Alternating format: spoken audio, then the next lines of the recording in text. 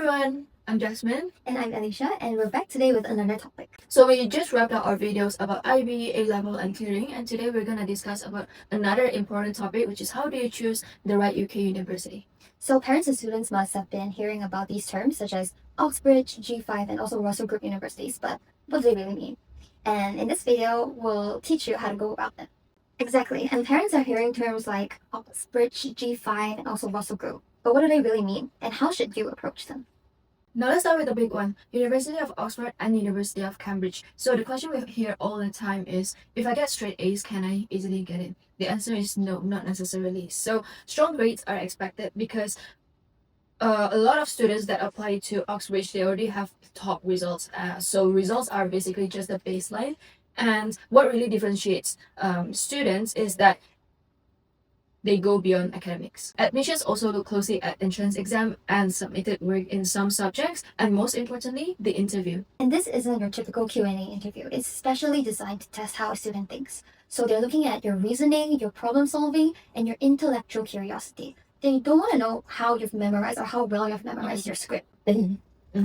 And this is where many high-achieving students are caught off guard. They don't do well in the interviews, not necessarily because they lack the ability, but because they're not used to being challenged out loud or maybe thinking out loud and not used to solving problems in real time. Another key point is that students can only apply to either Oxford or Cambridge, so you have to be very strategic about it. Each college has its own culture, strengths, and also admissions dynamic. So choosing the right college isn't just administrative, it's also a really meaningful part of the overall strategy. Now let's talk about the G5. These are the UK's most selective universities. So besides Oxford and Cambridge, the other three are Imperial, LSE, and UCL.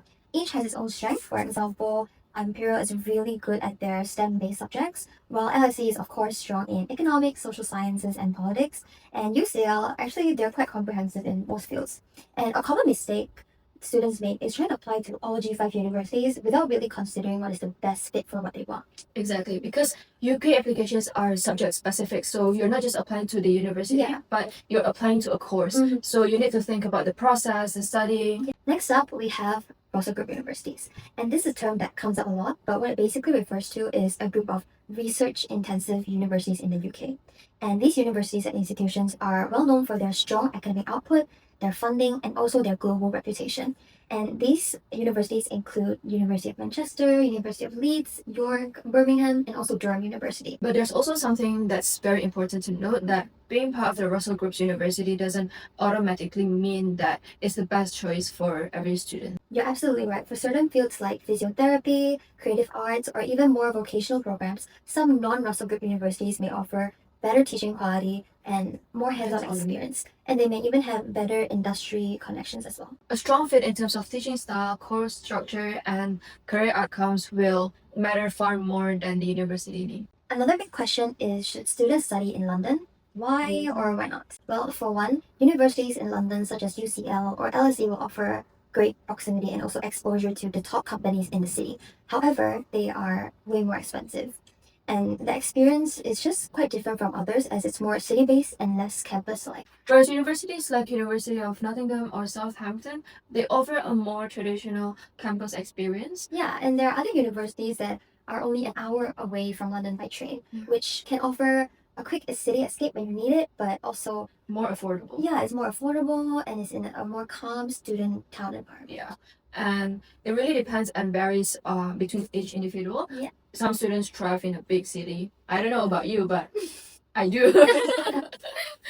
But some prefer a close-knit campus. Moving on, you might also hear terms like red brick universities, and this basically refers to a group of older, well-established universities that were founded during the industrial era, mainly in major cities. And they're called red brick because many of their original buildings are actually made from red bricks, representing a shift towards more practical, industry-focused education at the time. Yeah, examples include University of Birmingham or University of Liverpool, both known for strong academic traditions and long-standing reputation. And you also hear people talk about modern universities, and they're usually called glass universities. These are universities that have just recently gained their reputation, especially after the 1990s. One important thing to understand is this. Being older or newer doesn't mean that one is necessarily better than the other. Each has its own strengths. Traditional universities may be known for academic heritage and research, while many modern universities also excel in employability, industry partnerships, and hands-on learning with better facilities. And in fact, some of courses at modern universities are designed very closely around real-world applications, and which can be major advantage for certain students in their career progression. Yeah, so the key message is this: don't judge a university purely based on its history or label. So all in all, how should students choose? We typically suggest 3 key factors you have to consider. The first one is subject fit. Make sure you actually like the course content. And the second one is academic level. You have to be realistic. Mix your aspirational options with your safe options. And thirdly, experience. Please take into account the location, the cost, your traditional campus life or a city life, and your internship opportunities. And look at things like placement years, and this can really boost your employability. So at times, parents will ask us very practically, like, if I have this money for my child to study and I want them to Study this specific subject. enter this prestigious university. However, some students just aren't keen Yeah. on this university.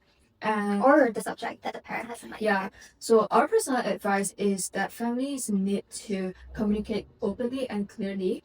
Like they shouldn't just think about like, oh, I just want them to graduate, but then they don't think about like, are they gonna enjoy the process, or like how they're gonna survive the the university environment if they don't really like it. So at the end of the day, there's no one best university, but there's only one best fit for each student. And if you're unsure as to where to start, speak to a consultant or even with us by leaving a comment down below.